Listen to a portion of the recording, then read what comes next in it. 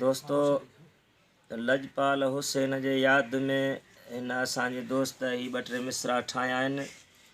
करबला जे मैदान जी ॻाल्हि आहे। शहीद करबला में शहीद थिया पाक हुसैन शहीद थियो।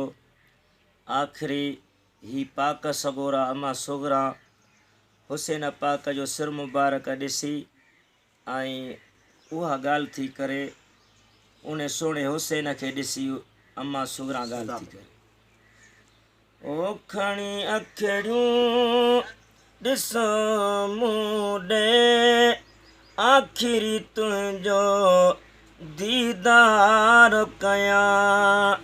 खणी अखियूं ॾिस मूं ॾे आख़िरी तुंहिंजो दीदार कयां। दुश्मन वेंदा सारा जन्नत ॾे, दुश्मन वेंदा सारा जन्नत ॾे आख़िरी तुंहिंजो दीदार कयां। खणी अखियूं ॾिस मूं ॾे आख़िरी तुंहिंजो दीदार कयां। जिते मुहम्मद ॾिनियूं मिठियूं उते ज़ख़्म तीरनि जा, उते ज़ख़्म तीरनि जा। खणी सूर वञे थो लॾे आख़िरी तुंहिंजो दीदार कयां। खणी सूर वञे थो लॾे आख़िरी तुंहिंजो दीदार कयां। खणी अखियूं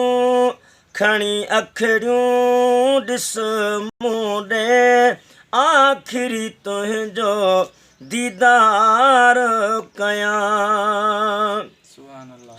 जिब्राइल जंहिंजो पिघोलो ॾियो तंहिंजो खून हुयो ख़ाक ते।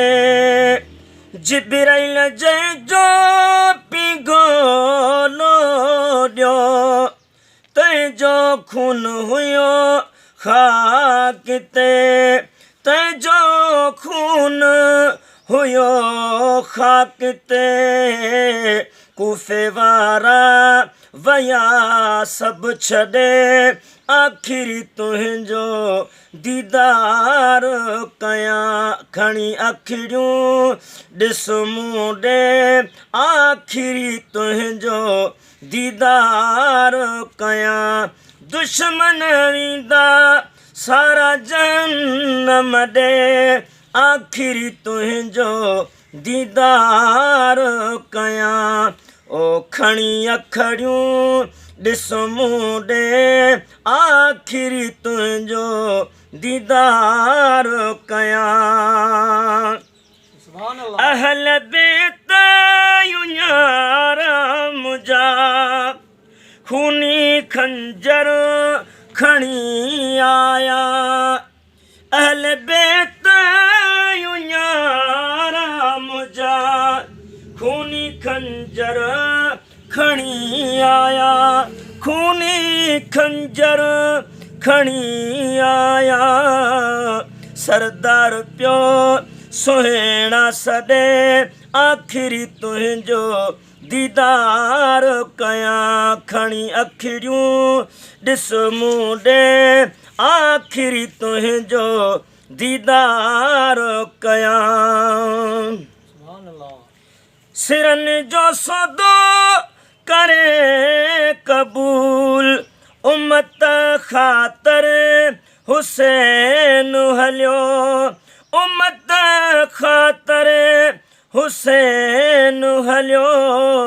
उम्मत सारी गमने में गॾे आख़िरी तुंहिंजो दीदार कयां। खणी अखियूं है ॾिस मूं ॾे आख़िरी तुंहिंजो दीदार कयां।